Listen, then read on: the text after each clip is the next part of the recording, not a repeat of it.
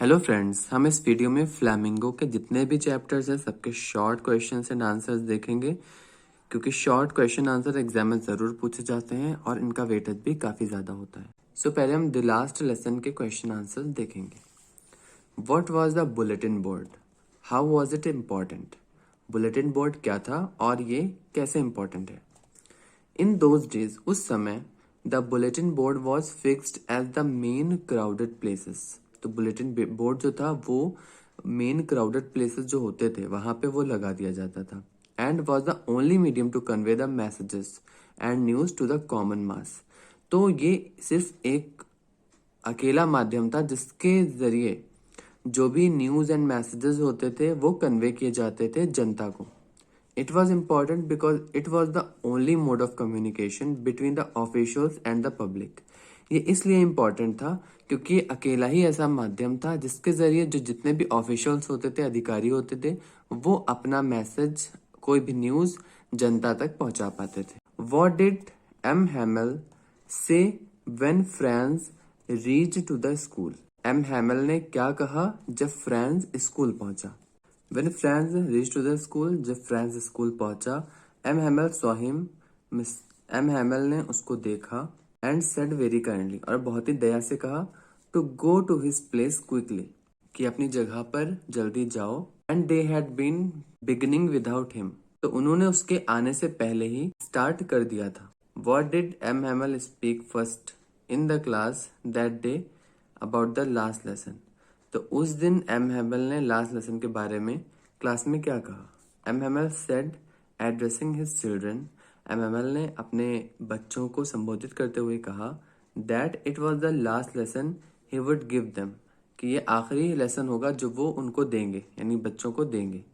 The order had come from Berlin to teach only German in the schools. तो Berlin से वहां से order आया है कि क्लास में सिर्फ जर्मन पढ़ाओ in the schools of Alsace and Lauren.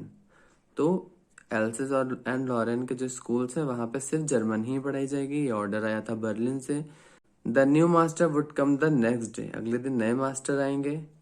That was their last French lesson, तो यही उनका आखिरी फ्रेंच लेसन था।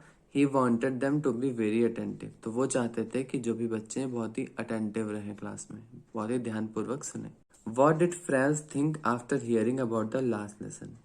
तो फ्रांस ने क्या सोचा लास्ट लेसन को सुनने के बाद? After hearing about the last lesson के बारे में सुनने के बाद फ्रांस ने सोचा that he hardly knew how to write, कि वो बहुत ही मुश्किल से लिख पाता था। He should never learn any more, उसे अब और नहीं सीखना चाहिए। हाउ सॉरी ही वॉज, वो बहुत ही दुखी था। For not learning his lessons, कि वो अपने लेसन सीख नहीं पाया। फॉर सीकिंग बर्ड्स एग और गोइंग स्लाइडिंग ऑन द सार river. Whom did M. Hamel blame for the ignorance in studies? Why? M Hamel ने किसको ब्लेम किया पढ़ाई पर ध्यान ना देने के लिए, और क्यों? Firstly for the ignorance in studies, M Hamel blamed the students. Firstly for the ignorance in studies, पहली बात है कि स्टडीज में इग्नोरेंस के लिए एम हैमल ने ब्लेम किया स्टूडेंट्स को, because they delayed the studies, क्योंकि उन्होंने पढ़ाई में देरी करी। Then he blamed their parents, उसके बाद उन्होंने उनके पेरेंट्स को, उनके माता पिता को ब्लेम किया। Who preferred them to work on a farm or the mills, क्योंकि उनके पेरेंट्स ने क्या प्रेफर किया कि उनके जो बच्चे हैं वो फार्म में और मिल में काम करें। And then he blamed himself too, और उसके बाद उन्होंने अपने आप को ब्लेम किया फॉर गिविंग देम हॉलीडेज, बच्चों को छुट्टियां देने के लिए। वॉट डिड एम हैमल से about the language and its importance? M Hamel ने लैंग्वेज, भाषा और उसकी इम्पोर्टेंस के लिए क्या बोला? वॉट डिड हैमल से अबाउट द फ्रेंच लैंग्वेज, और हैमल ने फ्रेंच लैंग्वेज के बारे में क्या कहा? M Hamel said that the French language was the most beautiful language in the world. M Hamel ने कहा जो फ्रेंच लैंग्वेज है दुनिया की सबसे प्यारी लैंग्वेज है। द क्लियरेस्ट, सबसे ज्यादा क्लियर है। द मोस्ट लॉजिकल, और सबसे ज्यादा लॉजिकल है। ही फर्दर सेड, उन्होंने आगे कहा that they must guard it among them and never forget it, और उन्होंने आगे बच्चों से कहा कि बच्चों को फ्रेंच लैंग्वेज को गार्ड करना चाहिए, इसकी रक्षा करना चाहिए और इसे कभी नहीं भूलना चाहिए। What did Franz think about the pigeons? Why? Franz pigeons के बारे में क्या सोचता था और क्यों? Franz wondered about the pigeons. Franz pigeons को देख के बहुत ही आश्चर्य में रहता था। That if they means Germans would make them sing in German, कि अगर ऐसा हो गया कि जर्मन्स ने पिजन्स को भी जर्मन में गाने के लिए बोल दिया। He thought so when he heard the pigeons cooed very low on the roof. उसने ऐसा सोचा जब उसने सुना पिजन्स को कू करते हुए, गुटुरगू करते हुए उसकी छत पे। इसके बाद हम देखते हैं लॉस्ट स्प्रिंग। ये सेकंड चैप्टर है, इसके क्वेश्चन आंसर देखते हैं। Why did Anees Jung ask Saheb about the school? What was its impact on Saheb? तो अनीस जंग ने साहब से स्कूल के बारे में क्या पूछा? What was its impact on साहब? और साहब पे उसका असर क्या पड़ा? अनीस जंग आस्क्ड साहब, अनीस जंग ने साहब से पूछा अबाउट द स्कूल, स्कूल के बारे में, because she wanted to know about the intention of Saheb regarding studies, क्योंकि वो साहब का क्या इरादा है पढ़ाई को लेकर वो जानना चाहती थी। At the author's offer, author के कहने पे Saheb immediately got ready to join the school, Saheb फौरन ही स्कूल ज्वाइन करने के लिए तैयार हो गए। दो the offer offered him non seriously, हालांकि जो ऑथर ने उनको ऑफर किया था, उनसे कहा था, वो सीरियसली नहीं कहा था। Why did Saheb and other rag pickers not wear chappals? What excuse did they give for it? Saheb और जो अदर रैग पिकर्स होते हैं, कूड़ा उठाने वाले होते हैं, चप्पल क्यों नहीं पहनते थे?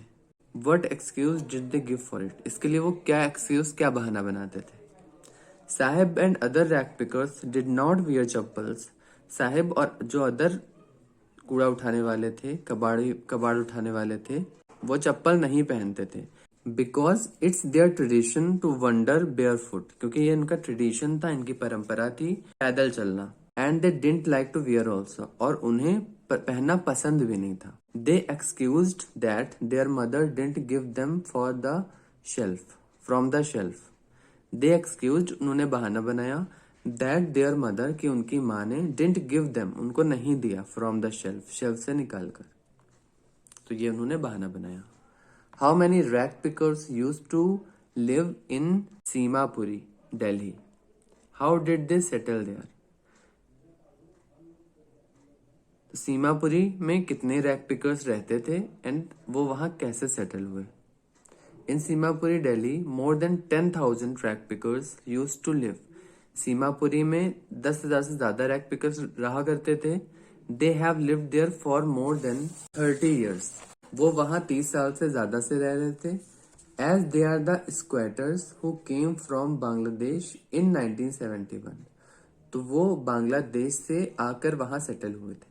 Who was Mukesh? मुकेश कौन था? Where did he belong and what was his ambition? वो कहाँ से बिलोंग करता था और उसकी क्या इच्छाएं थी? Mukesh was a young boy belonging to the bangle making family. Mukesh एक जवान लड़का था जो बैंगल मेकिंग, चूड़ियां बनाने वाली फैमिली से बिलोंग करता था, फ्रॉम फिरोजाबाद, फिरोजाबाद में जो की रहती थी। His ambition was different from his family, उसकी इच्छाएं उसकी फैमिली से, उसके परिवार से अलग थी। As he wanted to become a motor mechanic, क्योंकि वो एक मोटर मैकेनिक बनना चाहता था। Why did Mukesh volunteer to take the narrator home? Who were there in home? Mukesh ने नरेटर को घर ले जाने की इच्छा क्यों जताई और घर में कौन कौन था? Mukesh volunteer to take the narrator to his home.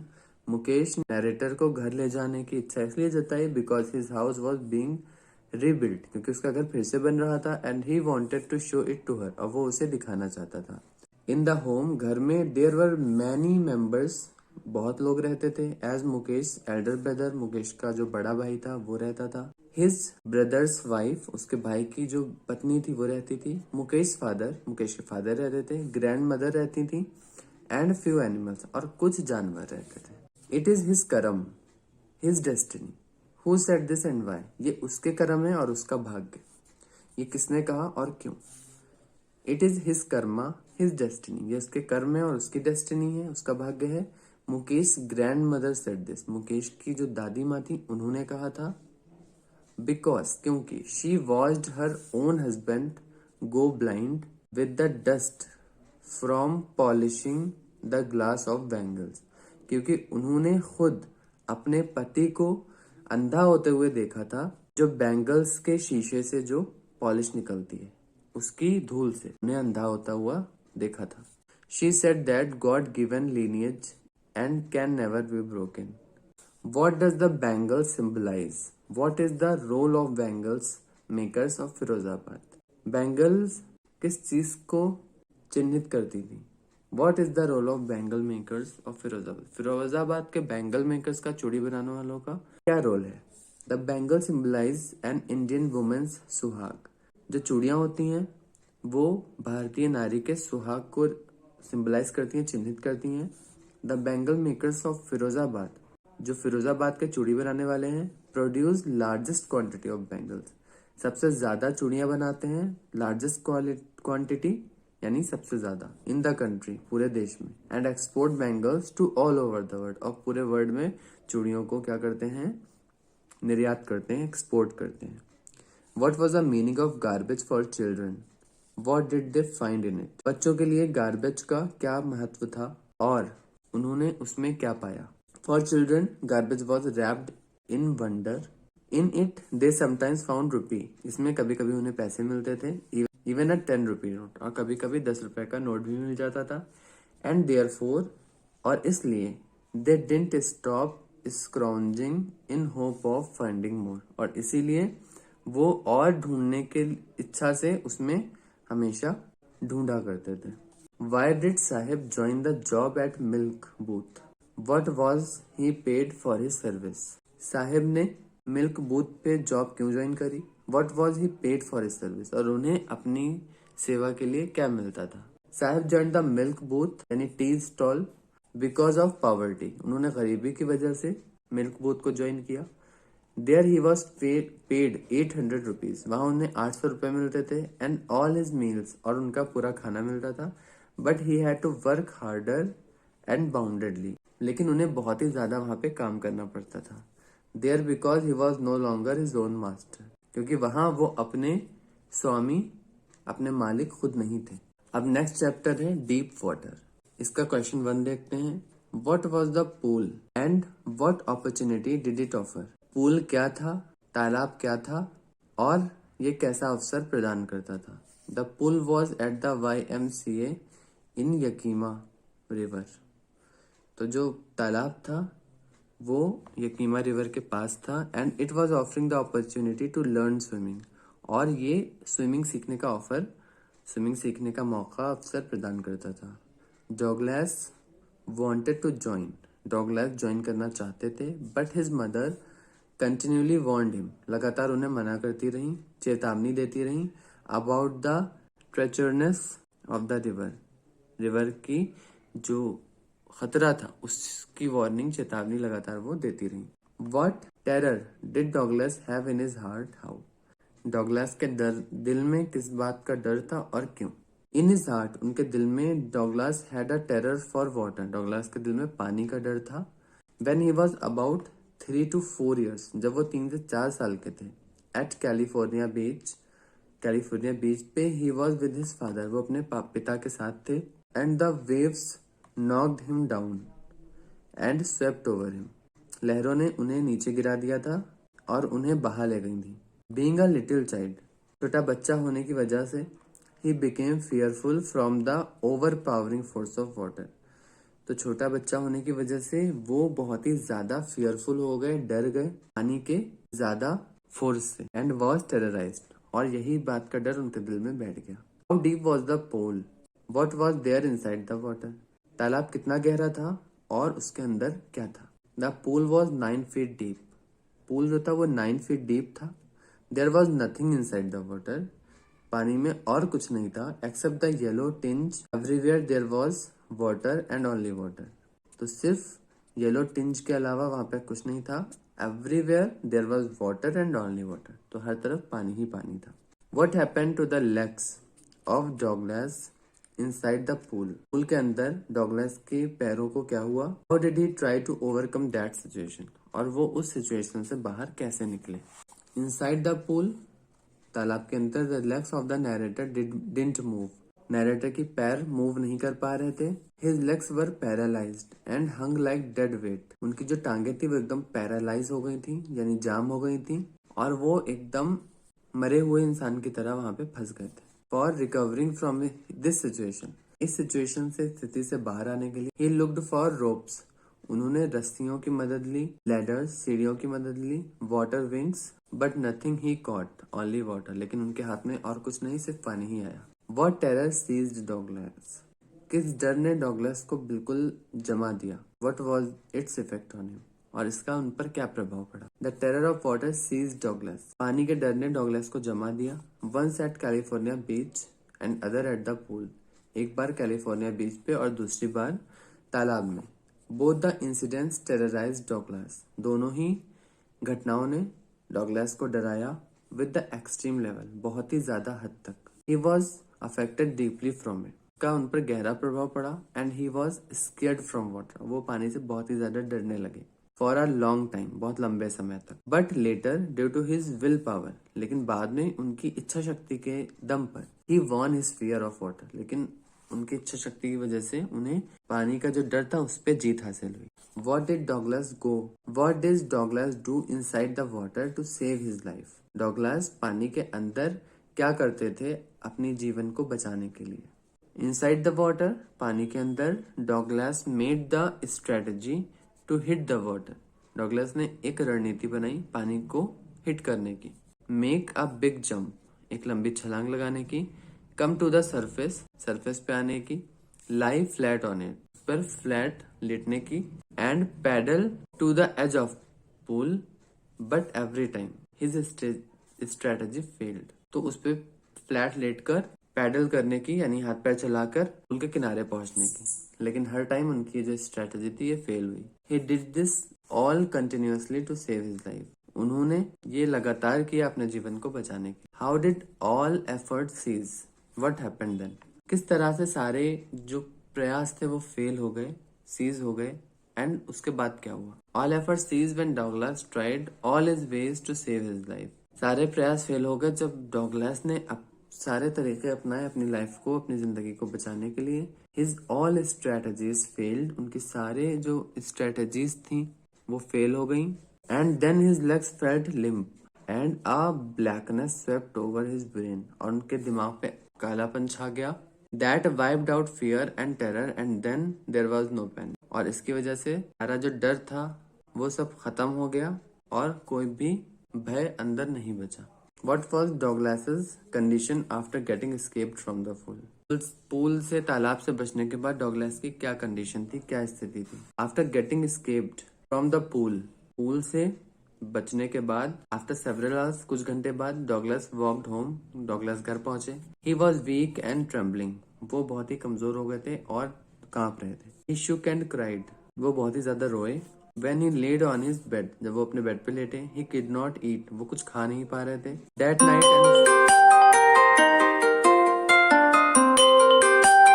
he could not eat that night, वो पूरी रात कुछ खा नहीं पाए। And for days, और कई दिन तक वो नहीं खा। A haunting fear remained in his heart, एक डराने वाला जो डर था वो उनके दिल में बैठ गया। And after that day, और उस दिन के बाद, he never went back to the pool, वो तालाब में कभी नहीं गए। What did Douglas come to know after few years later? What did he want then? कुछ सालों बाद डॉगलास को क्या पता चला और उसके बाद वो क्या चाहते थे। Few years later, Douglas came to know about the waters of the Cascades. उस समय बाद वाटर ऑफ द कास्केड्स के बारे में डॉगलास को पता चला। And he wanted to get into them, और वो उसमें जाना चाहते थे। बट व्हेनेवर ही डिड, जब वो गए, ऐसा उन्होंने ऐसा किया। wading the Titan or bumping river or bathing in warm lake of the goat rocks, the old terror returned and took possession of him completely. तो जब भी उन्होंने कोशिश करी तो वो जो पुराना डर था उसने आके उन पे फिर से कब्जा जमा लिया। What did the instructor do to train Douglas? Instructor ने डॉगलास को ट्रेन करने के लिए क्या किया। The instructor put a belt around him, instructor ने उनके आसपास बेल्ट लगा दी। Attach the rope to the belt, और बेल्ट में रस्सी बांध दी। Went through a pulley, held on the end of the rope, went back and forth across the pool, hour after hour, day after day, week after week and after 7 months the instructor declared him as a swimmer. और कुछ ही time बाद जो instructor था उसने उन्हें swimmer declare कर दिया क्योंकि उन्होंने अपने डर को खत्म कर लिया था।